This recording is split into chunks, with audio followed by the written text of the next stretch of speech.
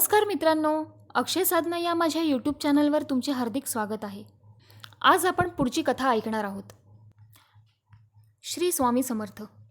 भृगु ऋषी सोमकांतास म्हणाले, गणेश पुराणामधील दुसरी कथा आज मी तुला सांगणार आहे. प्राचीन काळी कौंडिण्यपुरात भीम नावाचा राजा असे. तो सद्गुणी, सदाचारी, ऐश्वर्यसंपन्न व दानशूर होता. चारुहासिनी ही त्याची पत्नी, ही देखील सुशील, सुंदर व गुणवान होती.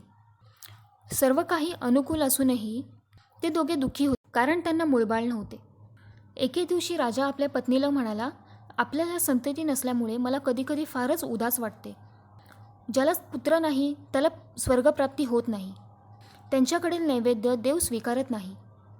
पुत्राविना मला हे जीवनच शून्य वाटते. आता मला या राजऐश्वर्याची वीट आली आहे. या सर्वांचा त्याग करून अरण्यात ऋषीमुनींच्या सहवासात जाऊन राहावे असे मला सारखे वाटते. चारुहासिनी म्हणाली, महाराज, माझी ही अवस्था काही वेगळी नाही. पुत्रप्राप्तीसाठी तपश्चर्या करावी असे माझ्याही मनात सारखे येत आहे. तुम्ही अरण्यात जाण्याचा निश्चय केला असेल तर मीही तुमच्याबरोबर येईन.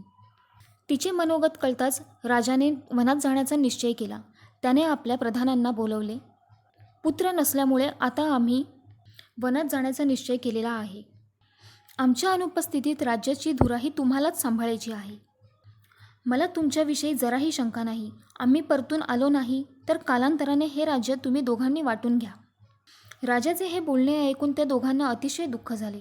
त्यांनी राजाचे सांत्वन करण्याचा खूप प्रयत्न केला, पण त्याचा काही उपयोग झाला नाही. निघण्यापूर्वी राजाने अपार दानधर्म केला. थोड्या मोठ्यांचे आशीर्वाद घेऊन तो आपल्या राणीसह अरण्यात प्रवेशला. काही अंतर चालून गेल्यावर त्याला एक रमणीय सरोवर दिसले. तेथील निसर्ग सौंदर्य पाहून राजाचे मन फारच प्रसन्न झाले. जवळच एक आश्रम दृष्टीस पडला. तेथे पशुपक्षी, गुरेढोरे एकोप्याने नांदत होते. ते पाहून त्याला खूप आश्चर्य वाटले. तेथे कोणीतरी महान तपस्वी राहत असावा असा विचार करून तो त्या आश्रमाकडे निघाला. तो विश्वामित्र ऋषींचा आश्रम होता. विश्वामित्रांना पाहून राजा राणीला अतिशय आनंद झाला. त्यांनी पुढे जाऊन त्यांना नमस्कार केला. विश्वामित्रांनी त्या दोघांचं आदरातिथ्य केलं. त्यांना कुशलमंगल विचारले. त्यांचे कुशलमंगल विचारले. अंतर्ज्ञानी विश्वामित्रांनी त्यांची व्यथा जाणली. राजाला आशीर्वाद देताना ते म्हणाले, राजा, काळजी करू नकोस. तुला उत्तम गुणांनी युक्त असा महापराक्रमी पुत्र प्राप्त होईल.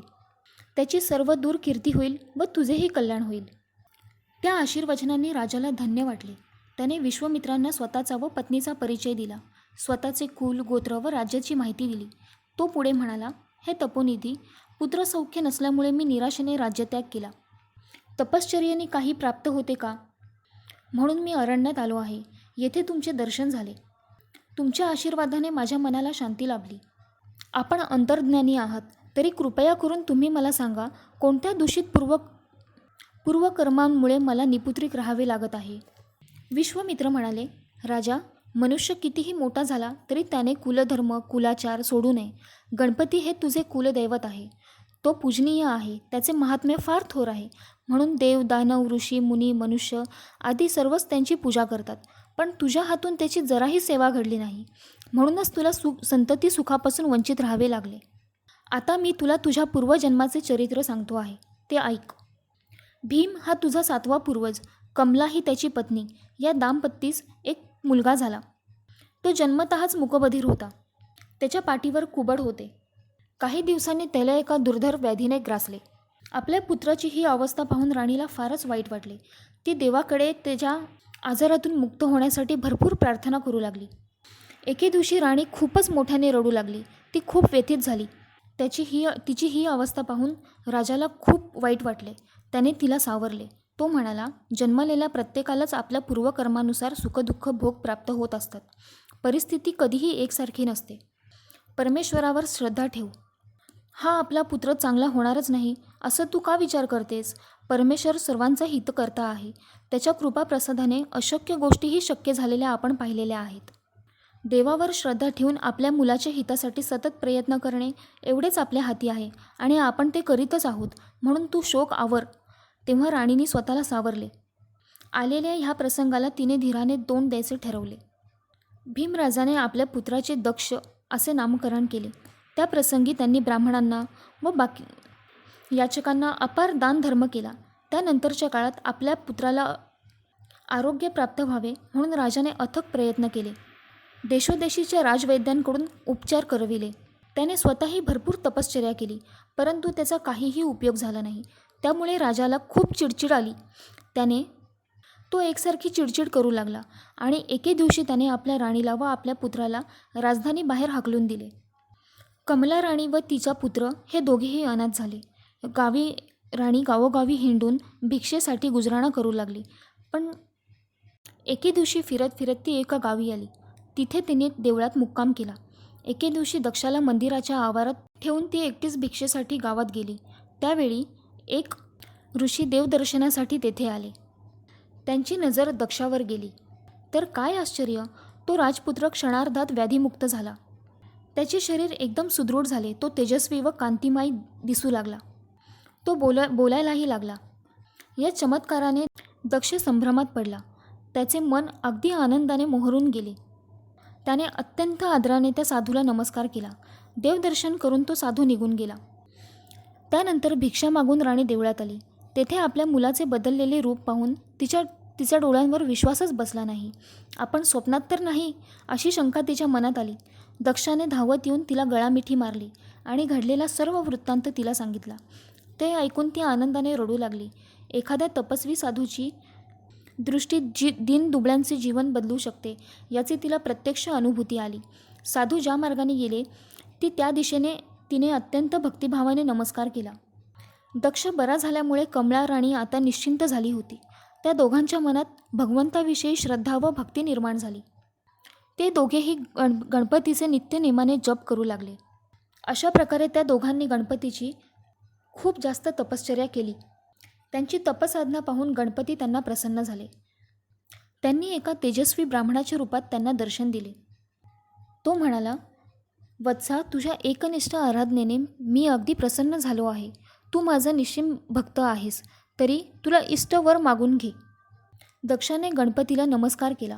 त्याची मुक्तकंठाने स्तुती केली. तो म्हणाला, देवा, तू मला दर्शन दिलेस त्यामुळे मी अगदी कृतार्थ झालो आहे. तुझ्याकडे काही मागावे असे मला वाटतच नाही. तुझी माझ्यावर नित्य कृपादृष्टी राहो एवढीच प्रार्थना आहे.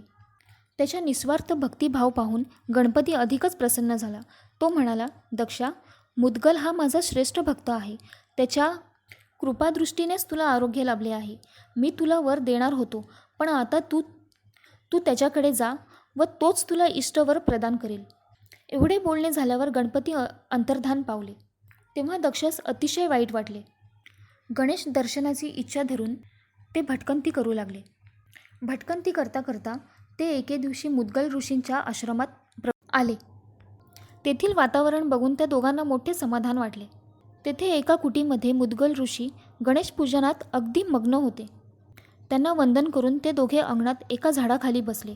पूजा झाल्यावर ऋषीवर्य बाहेर आले. त्यांनी या दोघांची विचारपूस केली. दक्षाने त्यांना आपला परिचय दिला. आपली समस्त हकीकत त्यांना सांगितली. तो पुढे म्हणाला, आपल्या कृपादृष्टीनेच माझे शरीर चांगले झाले आहे. मला उत्तम आरोग्य लाभले. आपल्या दर्शनाची मला फारच तळमळ लागली होती. आज ती इच्छाही माझी पूर्ण झाली आहे. मी धन्य झालो. माझे मनही आता शांत झाले आहे. त्याचे भाषण ऐकून मुद्गल ऋषींनाही अत्यानंद झाला. ते दक्षाला म्हणाले, दक्षा, तुला भेटून मलाही मोठे समाधान वाटले आहे. तू माझ्यापेक्षाही थोर भक्त आहेस. ज्याच्या प्राप्तीसाठी मी आयुष्यभर तपश्चर्या केली त्याच्या दर्शनाचा मला अजूनही लाभ झालेला नाही आणि तो तुला झाला.